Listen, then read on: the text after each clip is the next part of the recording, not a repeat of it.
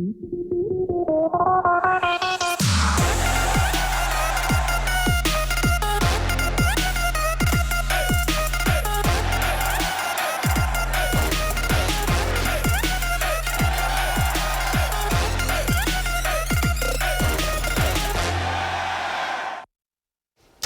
evening and welcome to Hoops Friday Night, Week 11. I'm Dave Ciseski, alongside, as always, Tony Quach. Justin Dirks will join us shortly. Tony, we're going to tip things off with some track action. That's right, Dave. We all love a little home cooking, right? Well, that's the case for the Lima Senior Spartans as they boast an 8-2 record at Spartan Gymnasium. Yep, that's right, Tony. Spartans fly high, fresh off a 52-46 victory over track leader Whitmer on Tuesday. Tonight, they host the #2 team in the conference, 13-3 Central Catholic Fighting Irish. Second quarter, Spartans up by 3 and look for more. Rebound to Anthony Mosley, who gets the putback, lead pushed to 5 now. Couple minutes later, off the miss, Brandon Moore gets the offensive board, uses pure strength to put it up off the window. 5-point lead for Lima. The Spartans on the run now as Moore is going to lead the break to Mosley on the baseline, who goes to the rim and stops and spins, hits the short hook, lead extended to 7. Everything clicking for senior as Isaiah Wilson drives to the lane, drops the floater, 8-point lead now. How about some 3-ball action, Tony? Off the screen, Amarian Glenn drops it from deep. That was in. Spartans win this one big, 52-43. One other game taking place to note in the track tonight is Findlay. The Trojans, fresh off a 52-point win last time out. Well, they pick up a 21-point win over Fremont Ross to move to 13-6, 9-4 in conference play. Wapakoneta heading to the bathtub tonight. Pretty even matchup going all the way back to 2004. 20 ball games played with the Redskins winning 11 of those, including last season's 49-33 win. First half, Jackson Foster is going to find Drake Craddock beyond the arc. He buries the 3-ball, bathtub early. Next time down, senior Mitch Barr joins the fun as he splashes a 3-ball in the tub, 4-point lead, and he was hyped. But the Redskins would get on the scoreboard here with the triple. Zach Niekamp would dial up the long-distance call, 1-point Wapak lead. First half, it was practically raining threes. In the corner, the senior again hits another one. That's Barr, nothing but the bottom. However, back and forth game, and eventually the Redskins would take over. Jackson Corner gets it inside, gets the lay-in. Redskins get the win, 42-38. From Allen County to Putnam County, the OG Titans look to defend home court. Titans have won 14 straight games at home dating back to last season. Tonight, they take on a Shawnee team that's looking to end a 3-game skid. Opening quarter, Austin Miller takes it himself to the rack and scores. Shawnee up by 2 early on. OG responds right back as Colin White finds Kane Erfer. He cuts through the lane to hit the floater. The game is all tied up at 2. On the other end, Miller finds Beckett Berkey. He quickly drops it through the 10. Shawnee has a 3-point lead. And the freshman isn't done yet. He drives baseline and gets to 2. The Tribe takes a 4-point edge. But here come the Titans. Colin White in transition. He pulls up to the charity strike and nails the J. Titans go up 12-9. And they're not done yet. Grant Schrader bounces it over to Theo Mag, and he turns and hits the short jumper at the buzzer. Titans go on to win this game 95-63. We head west on State Route 224 with the Van Wert Cougars welcome the Kenton Wildcats to the Cougars' den. Kenton trying to end a 4-game losing streak while the Cougars look to get back in the win column. In the opening quarter, Aiden Pratt gets the ball and he kisses it off the glass. Cougars go up 4-3. Kenton responds back. Dawson Miller gets the bucket with a man in his face. Wildcats lead 5-4. On the other end, Luke Wessel gets the offensive board and the putback. Home team back up by 1. Later in the quarter, Ethan Yoder pulls up and hits the fadeaway J. Wildcats still down by 1. Kenton looking to add more as Yoder flashes 3 on the board. Wildcats lead 13-10. But the Cougars, they can shoot too as A.J. Profit buries this triple try. Van Wert goes on to win 66-37. A couple more games to get to in the WBL. The St. Mary's Rough Riders win a nail-biter at home against the Elida Bulldogs. 52-51 is the final. In the Battle of the Bulldogs, Defiance emerges victorious as they win on the road against Salina, 72-34. We also have PCL action. It's the Battle of the Wildcats as Kalida play host to Miller City. Kalida trying to keep their league record perfect as they host a Miller City team that's eyeing win number 9 on the season. In the third quarter, Wildcats up by double digits. Jaden Smith comes away with a loose ball and lays it up and in on the other end. Home team now leads 45-21. Moments later, Ethan Warnicki stops and drops it in for 2. Home Cats lead by 26. Kalida continues to add on. Brilliant Smith finds Drew Firsch, and he finishes with a finger roll at the rim. Home team now leads 51-25. Rocats trying to stop the bleeding as Silas Neese bounces it over to Thomas Wise, and he banks it off the glass. But Miller City still down big. Kalida continues to put the pressure on as Smith comes away with the rock, and he finishes with a two-handed slam. Kalida wins this game 59-36. Some other scores in the PCL. Continental falls to Ottoville 51-30, and that's your final. We need to take our first break on Hoops Friday night. When we come back, a Putnam County League team heads to Hancock County to battle for first place in the BVC. Stay tuned for more. Welcome back. The top two teams in the BVC collide in Findlay as the Pandora Gilboa Rockets clash with the Liberty Bending Eagles for first place of the Blanchard Valley Conference. And that's why this game is our Hoops Friday night spotlight game. This Hoops Friday night spotlight game is presented by Midwest Electric Incorporated.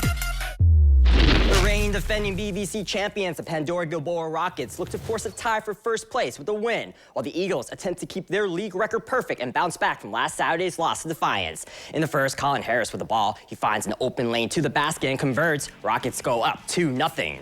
Moments later, it's Aiden Harris who stops inside the paint. He turns and gets the friendly bounce. That basket puts PG up by 2. Liberty Bending would respond back. Cameron Garlock with the ball. He drives inside and finishes with the layup. This game is now tied up at 5. The Eagles' offense continues to soar. It's Lincoln Garlock who lets it fly from beyond the arc. He nails the 3 ball. It's now 9-5 Eagles. The Rockets would strike back, however, as Owen Huffman drives in. He turns and drops it through with the right. His basket cuts the Eagles' lead to 2. But the Eagles would not be denied as the ball ends up in the hands of Carson Conaway. He turns and nails this hook shot. Liberty Bending wins this one, 48-43, to claim the 2023 BVC Championship. To the rest of the Blanchard Valley Conference, the Red Devils of Arlington defend home court against the Van Buren Black Knights, winning 60-35. The Corey Rossin Hornets are also winners at home, taking down the Riverdale Falcons 54-40. And the Van Loo Wildcats take down Arcadia 64-41 as the Cats get the 3rd conference dub of the season. And the Macomb Panthers dominated at home against North Baltimore 60-17 is the final, as the Panthers are now 4-4 in conference play. Turning our attention over to the Northwest Conference, the Dogs of Columbus Grove take on the Bluffton Pirates. Pirates try and get back in the win column, while CG hopes to end a 6-game slide. In the third, Grove down by 2. Zach Reynolds muscles his way through for the basket. The game is now tied up at 39. Pirates would go back on top. Merrick Donaldson sees an open path to the basket. He takes it to the rack and sends it home. Bluffton goes back on top. Moments later, Pirates playing defense as Wayne Ginther comes away with the steal. He sails to the other end and lays it in. The home team extends their lead to 4. And Bluffton would not let up. As Ginther has control of the ball, he finds Branson Hilty, who takes it inside, count it, and 1. Pirates go on to win 67-52. LCC with a tough visitor tonight as they host the NWC's Crestview Knights, a Knight squad who checks in at 15-1, leading the conference in defense, only surrendering 42 points per game. Wow. Late 4th quarter, Knights up big, and they would add to it as Mitch Temple on the fast break finds a streaking Ren Sheets for the bucket, gliding in and off the glass. Lead pushed to 14 after the free throw. Next time down, LCC down 15, and Crestview will provide the Knights dagger with a long-distance call by Nate Lickley. Crestview wins 58-40 and moved to 16-1. More NWC action over at Jefferson as the Lancers are in town. Like the Crestview Knights, the Wildcats playing stellar defense this season, only surrendering 48 points per contest and are 5-2 at home. Lancers down big, but still fighting as Cal Evans glides in for the lay-in.